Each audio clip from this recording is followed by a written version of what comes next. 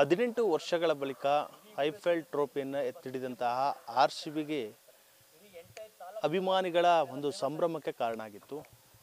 ಆದರೆ ಇವತ್ತು ನಡೆದಂತಹ ಚಿನ್ನಸ್ವಾಮಿ ಸ್ಟೇಡಿಯಂನಲ್ಲಿ ಆದಂತಹ ಕಾಲು ತುಳಿತ ಪ್ರಕರಣದಿಂದ ಇದೀಗ ಆಘಾತ ಎದುರಾಗಿರುವಂಥದ್ದು.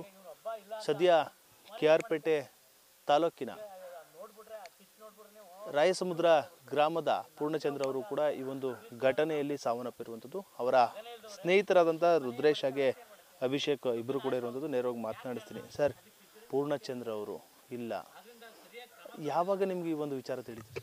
ಸರ್, ಇವತ್ತು ಸಾಯಂಕಾಲ 4:15 ವಿಚಾರ ತಿಳಿತು. ನನಗೆ ಫೋನ್ ಮಾಡಿ ಹೇಳಿದ್ರು, ಹಿಂಗಾಗೈತೆ.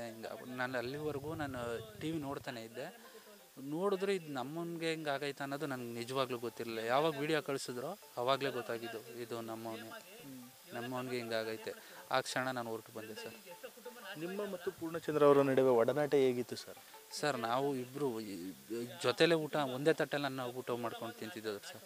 ಫ್ರೆಂಡ್ಶಿಪ್ ಅಂದರೆ ನಿಜವಾಗ್ಲೂ ಅಷ್ಟೇ ಚೆನ್ನಾಗಿದ್ದು. ಪ್ರತಿಯೊಂದೂ ನನಗೆ ಹೇಳ್ಕೊಡೋನು, ಹಿಂಗಾದ್ರೆ ಹಿಂಗೆ ಮಾಡು, ಹಿಂಗಾದ್ರೆ ಇದು ಕಷ್ಟ, ಇದು ಬೇಡ, ಇದು ಈಸಿ, ಇದು ಮಾಡು, ಮೇಲ್ ಬಾ, ನಾನು ಮೇಲೆ ಬಂದರೆ ನಿನ್ನ ಎತ್ಕೋತೀನಿ, ನೀನು ಮೇಲೆ ಬಂದರೆ ನನ್ನನ್ನು ಎತ್ಕೋ, ಪ್ರತಿಯೊಂದನ್ನು ಹೇಳ್ಕೊಡೋನು ಸರ್.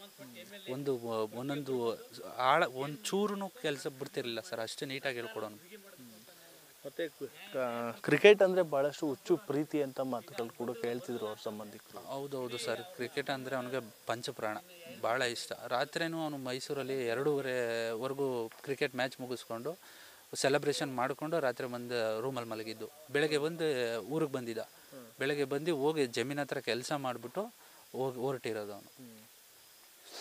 ಅವನು ಪ್ರತಿಯೊಂದು ಕೆಲಸನೂ ಮಾಡ್ತಿದ್ದ ಸರ್. ಇಂಜಿನಿಯರು ಅಲ್ಲಿ ಹೊರತು ಅಲ್ಲಿಗೆ ಎಷ್ಟು ಕೆಲಸ ಮಾಡ್ತಿದ್ದ, ಬಂದು ಹಳ್ಳೀಲಿ ಒಬ್ಬ ರೈತನಾಗೂ ಕೆಲಸ ಮಾಡ್ತಿದ್ದ, ಎಲ್ಲ ಕೆಲಸನೂ ಮಾಡ್ತಿದ್ದ. ಇಡೀ ಮನೆನೇ ಅವನ ಮೇಲೆ ಆಧಾರಿತವಾಗಿತ್ತು. ಈಗ ರೀಸೆಂಟಾಗಿ ಸ್ವಂತ ಅವ್ರ ಅಕ್ಕನ ಮದುವೆನೂ ಮಾಡಿದ್ದ. ಅಂದರೆ ಒಬ್ಬನೇ ಮಗ, ಭಾಳಷ್ಟು ಕನಸು ಕಟ್ಕೊಂಡಿದ್ರು ಅವ್ರ ತಂದೆ ತಾಯಿಯವರು ಕೂಡ. ಅವ್ರ ಪರಿಸ್ಥಿತಿ, ಅವರು ಈ ನಮ್ಮ ಮಾವ ಮತ್ತು ನಮ್ಮ ಅತ್ತೆಯವರು ಇದ್ದಾರಲ್ಲ, ಅವರು ಪೂರ್ತಿ ನಮ್ಮ ಮಗನ ಮೇಲೆ ಆಧಾರಿತವಾಗಿದ್ದು. ಈಗ ಅವ್ರಿಗೆ ಮಗನಿಲ್ಲ, ಏನಕ್ಕೆ ಅಲ್ಲ, ಪ್ರತಿಯೊಂದು ಸರ್ ಮನೆಗೆ ಇಂಪಾರ್ಟೆನ್ಸ್ ಏನು ಮಾಡ್ಬೇಕು ಎಲ್ಲನೂ ಮಾಡಿದ್ದ ಸರ್. ಈ ವಯಸ್ಸಿಗೆ ಅವ್ನಿಗೆ 26 ವರ್ಷಕ್ಕೆ ಏನು ಬೇಕು ಎಲ್ಲನೂ ಮಾಡಿದ್ದ. ಮನೆಗೆ ಎಲ್ಲನೂ ರೆಡಿ ಮಾಡಿಬಿಟ್ಟು ಪೂರ್ತಿ ಎಲ್ಲನೂ ಮಾಡಿಬಿಟ್ಟು ನಾನು ಮದುವೆ ಆಗೋದು ಅಂತ ಎಲ್ಲನೂ ರೆಡಿ ಮಾಡಿದ್ದ. ಮದುವೆ ಮಾಡಬೇಕು ಅನ್ನೋ ನಿಟ್ಟಿನಲ್ಲಿ ಕನಸು ಕಟ್ಕೊಂಡಿದ್ರು ಅವ್ರ ತಾಯಿಯರು ಹೇಳ್ತಾ ಇದ್ರು. ಇವತ್ತು ಕೂಡ ಹುಡುಗಿ ನೋಡೋಕೆ ಹೋಗಿದ್ರು. ಅದು ಯಾಕೆ ಅಲ್ಲಿಗೆ ಹೋದ ಅನ್ನೋದು ಕೂಡ ಗೊತ್ತಿಲ್ಲ ಅಂತ. ಅಂದರೆ ಆ ಕನಸು ಎಲ್ಲೋ ಒಂದು ಕಡೆ ನನ್ಸಾಗೆ ಉಳಿದ್ಕೊಂಡು. ಹೌದು ಸರ್, ನಮ್ಗೆ ಯಾರಿಗೂ ಗೊತ್ತಿಲ್ಲ ಹಿಂಗಾಗುತ್ತೆ ಅನ್ನೋದು. ಯಾರಿಗೂ ಗೊತ್ತಿತ್ತು? ಒಬ್ರಿಗೂ ಗೊತ್ತಿಲ್ಲ. ಯಾವಾಗ 6:15 ಕಾಲ್ ಬಂತೋ ಆಗ ನಮ್ಗೆ ಎಲ್ಲರೂ ಕನ್ಫರ್ಮ್ ಆಗಿದ್ದು. ಹಿಂಗೆ ಹೋದನು ವಾಪಸ್ ರಿಟರ್ನ್ ಇಲ್ಲ ಅಂದರೆ ಏನು ಅರ್ಥ ಮಾಡ್ಕೊಡಿ. ಬೆಳಗ್ಗೆ ಇಲ್ಲ ಅನ್ನೋದು ಯಾರೂ ಊಹೆ ಮಾಡ್ಕೊಳಕ್ಕಾಗೋದಿಲ್ಲ. 12 ಗಂಟೆಯಲ್ಲಿ ಕಾಲ್ ಮಾಡಿದಾಗ ಏನು ಮಾತಾಡಿದ್ರು ಸರ್? ಏನು ವಿಚಾರ? ಹೌದು, ಹುಡುಗಿ ನೋಡೋಕೆ ಹೋಗಿದ್ದ. ಪರವಾಗಿಲ್ಲ, ಆಯಿತು, ಹುಡುಗಿ ಸಾಕು, ಇದೇ ಹುಡುಗಿ ಮದುವೆ ಆಗ್ತೀನಿ ಅಂತ ಹೇಳ್ಬಿಟ್ಟು ಹೋದ. ಸರಿ ಆಯಿತು, ನಾನು ಮೈಸೂರು ಸ್ವಲ್ಪ ಕೆಲಸ ಐತೆ ಮುಗಿಸ್ಕೊಂಡು ನಾನು ಆಮೇಲೆ ಕಾಲ್ ಮಾಡ್ತೀನಿ, ನಾನು ಸಾಯಂಕಾಲ ನೀನು ಕಾಲ್ ಮಾಡ್ತೀನಿ ಅಂದ್ಬಿಟ್ಟು ಹೋದ.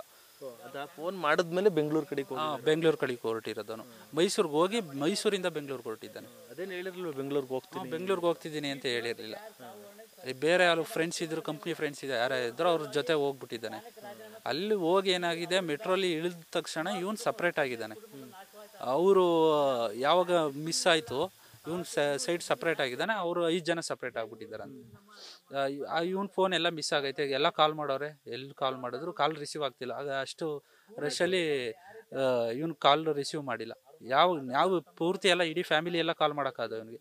ಯಾರು ಕಾಲ್ ಮಾಡಿದ್ರು ಕಾಲ್ ರಿಸೀವ್ ಮಾಡಲಿಲ್ಲ. ಏನು ಹೇಳ್ತೀರಿ ಸರ್ ಇವಾಗ? ಅವ್ರು ಇಲ್ಲ, ಮಧ್ಯಾಹ್ನ ಕೂಡ ಫೋನಲ್ಲಿ ಮಾತಾಡಿದ್ರಿ, ಯಾವಾಗಲೂ ಜೊತೆಲಿ ಇರ್ತಿದ್ರಿ, ಜೊತೆಲಿ ಇರ್ತಂದು ಸ್ನೇಹಿತೆಗಿಲ್ಲ ಅಂತಂದಾಗ ಇಲ್ಲ ಸರ್, ಅದನ್ನು ಊಹೆನೂ ಮಾಡ್ಕೊಳಕ್ಕಾಗೋದಿಲ್ಲ ಮನಸ್ಸಲ್ಲಿ.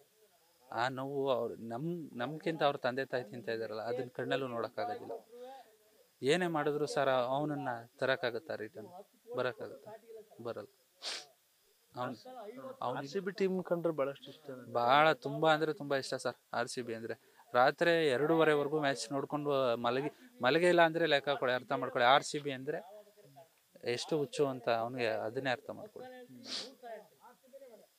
RCB ಅಂದರೆ ಅವನಿಗೆ ಪಂಚಪ್ರಾಣ. ಇದನ್ನು ಅವ್ರು ಏನು ಮಾಡಬೇಕಿತ್ತು ಅಂದರೆ, ಸರ್ಕಾರದವ್ರು ಇಷ್ಟು ಅಭಿಮಾನಿಗಳು ಬರ್ತಾರೆ ಅಂದಮೇಲೆ ಅಷ್ಟು ಸೇಫ್ಟಿ ನೋಡ್ಕೋಬೇಕಿತ್ತು. ಬೆಂಗಳೂರು ಎಷ್ಟು ಜನ ನಡೆಯುತ್ತೆ, ಇಷ್ಟು ಟ್ರಾಫಿಕ್ ಇರುತ್ತೆ, ಮಾಮೂಲಿ ಮಳೆ ಹೋದ್ರೆ ಒಂದು ಟ್ರಾಫಿಕ್ ಕ್ಲಿಯರ್ ಮಾಡೋಕ್ಕೆ 4 ಅವರ್ ಬೇಕು ಬೆಂಗಳೂರಲ್ಲಿ. ಅಂಥದ್ರಲ್ಲಿ ಇಷ್ಟು ಅಭಿಮಾನಿಗಳು ಇಷ್ಟು ಬರ್ತಾರೆ ಅಂದಾದ್ಮೇಲೆ ಅವ್ರ ಸೇಫ್ಟಿ ನೋಡ್ಕೋಬೇಕಲ್ವ ಸರ್. ಪ್ರಜೆಗಳೇ ದೇವ್ರ ತಾನೆ. ಸರ್ಕಾರದ ನಿರ್ಲಕ್ಷ್ಯ ಈ ಬಲಿಗಳಿಗೆ ಕಾರಣ ಅಂತ ಹೇಳಿ. ಹೌದೌದು ಸರ್, ಖಂಡಿತ ಮೈ ಮರ್ತಿದ್ದೆ ಮರ್ತಿದೆ ಸರ್. 11 ಜನ ಬಲಿ ತಗೋತು ಅಂದ್ರೆ ಏನು ಕಮ್ಮಿನ ಸರ್? ಸಂಭ್ರಮದಲ್ಲಿರ್ಬೇಕಾಯ್ತು. ಇವತ್ತು ಶೋಕಾಚರಣೆ ಏನಕ್ಕೆ ಸರ್? 18 ವರ್ಷ ಆದ್ಮೇಲೂ ಏನಕ್ಕೆ? ಗೆದ್ದಿದ್ಕಿಂತ ನೋವು ಈ ಘಟನೆ ನಡೆದಿರೋ. ಹೌದು ಸರ್, ಹೌದು ಸರ್, ಹೌದು. 11 ಜನ ಬಲಿ ತಗೊಳಕ್ 18 ವರ್ಷ ಬೇಕಾಯ್ತು ಸರ್. ಸರ್ ನೀವೇನ್ ಹೇಳ್ತೀರಾ ಸರ್? ನಿಮ್ ಜೊತೆ ಯಾವ ರೀತಿ ಒಡನಾಟ ಹೋಗಿದ್ರು? ನೀವು ಇದೇ ಊರಿನವರು, ಹತ್ತಿರದಿಂದ ನೋಡಿದಿರಿ, ಚಿಕ್ಕ ವಯಸ್ಸಿಂದಲೂ ಕೂಡ ನೋಡಿದಿರಿ. ಹೇಗಿರ್ತಿದ್ರು ನಿಮ್ ಜೊತೆ? ಚೆನ್ನಾಗಿರ್ತೀವಿ ಸರ್, ಖುಷಿಯಾಗಿ ಬಂದರೆ ಫೋನ್ ಹಾಕೋನು, ಹೊಲ್ತಕ್ಕೆ ಹೋಗೋರು ಸಿಕ್ಕೋರು ಎಲ್ಲ ಮಾತಾಡ್ತಿದ್ರು. ಏನೇನು ವಿಚಾರಗಳು ಮಾತಾಡ್ತೀರಿ ಸರ್ ಸ್ನೇಹಿತರಾಗಿ? ಮಾಮೂಲಿ ಸರ್, ಹಿಂಗೆ ಮಾಡು, ಹಿಂಗೆ ನಿನ್ನ ಲೈಫ್ ಹಿಂಗಿದೆ, ಈ ಕೆಟ್ಟದ ಕಡೆಗೆ ಹಿಂಗೆ ಹೋಗ್ಬೇಡ, ಹಿಂಗೆ ಮಾಡು ಅಂತಿದ್ರು. ಎಲ್ಲ ಮಾಡ್ತಿದ್ದೆ, ಎಲ್ಲ ಹೇಳ್ಕೊಡ್ತಿದ್ದ ಲೈಫು. ನಾವು ಮಾತ್ರ ತುಂಬ ಕಷ್ಟಪಡ್ತಿದ್ದ. ಚಿಕ್ಕವರು ಇವ್ರು ನಾವೆಲ್ಲ ಜೊತೆಲಿದ್ದವರು ಎಲ್ಲ ಮಾಡ್ತಿದ್ದ. ಇವತ್ತಿಲ್ಲ ನಿಮ್ಮ ಸ್ನೇಹಿತರು ಯಾವಾಗಲೂ ಜೊತೆಲಿ ಇರ್ತಿದ್ದಂಥವ್ರು, ಏನು ಹೇಳ್ತೀರಾ? ಇಲ್ಲ ಅಂತ ನಾವು ಏನೂ ಮಾಡ್ಕೊಳಕ್ಕಾಗ್ತಿಲ್ಲ ಸರ್. ಈಗಲೂ ಇದ್ದಾನೇನೋ ಜೊತೆಲಿ ಅಂದ್ಕೊಂಡು. ಈಗಲೂ ಒಂಚೂರು ನೋವು ಆಗ್ತಿಲ್ಲ.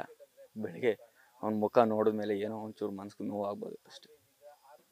ಇವತ್ತೇನು ಸಿಕ್ಕಿದ್ರ ಊರಲ್ಲಿ ನಿಮ್ಮನ್ನ? ಇಲ್ಲ ಸರ್, ನನಗೆ ಈಗ ಅದು ರೀಸೆಂಟಾಗಿ 3 ದಿವಸ ಊರಿಗೆ ಬಂದು 3 ದಿವಸದಿಂದ ಊರಿಗೆ ಬಂದವನಂತ ಹೇಳಿದ್ರು. ನನಗೆ ಸಿಕ್ಕೇ ಇಲ್ಲ ಸರ್, ಅವನು ಸಿಕ್ಕೇ ಇಲ್ಲ ಸರ್. ಬಂದಾಗೆಲ್ಲ ಫೋನ್ ಮಾಡ್ತಿದ್ರು ಆಲ್ಮೋಸ್ಟ್. ನಾನು ಹಿಂಗೆ ಮೀಟಿಂಗ್, ಈಗ ನಾನೇ ಫೋನ್ ಹಾಕೋಲ್ಲ, ಅವನೇ ಫೋನ್ ಹಾಕೋನು. ನಾನು ಫೋನ್ ಹಾಕ್ತಾ ಹಿಂಗೆ ಮೀಟಿಂಗಲ್ಲಿ ಇದ್ದೀನಿ, ಒಂದು 5 ನಿಮಿಷ ನಾನೇ ಮಾಡ್ತೀನಿ ಅಂದ್ಬಿಟ್ಟು ಹೇಳ್ಬಿಟ್ಟು ಸುಮ್ಮನೆ ಮಾಡ್ತೀವಿ. ಇದಿಷ್ಟು ಪೂರ್ಣಚಂದ್ರ ಅವರ ಸ್ನೇಹಿತರಾದಂತಹ ರುದ್ರೇಶ್ ಹಾಗೆ ಅಭಿ ಅವರ ಮಾತಾಗಿರುವಂಥದ್ದು. ಕ್ಯಾಮ್ರಾ ಪರ್ಸನ್ ಅರ್ಚಿ ಜೊತೆ Nandish, news first Mandya. News first ನಿರ್ಭೀತಿಯಿಂದ ನಿಮ್ಮ ಪರವಾಗಿ.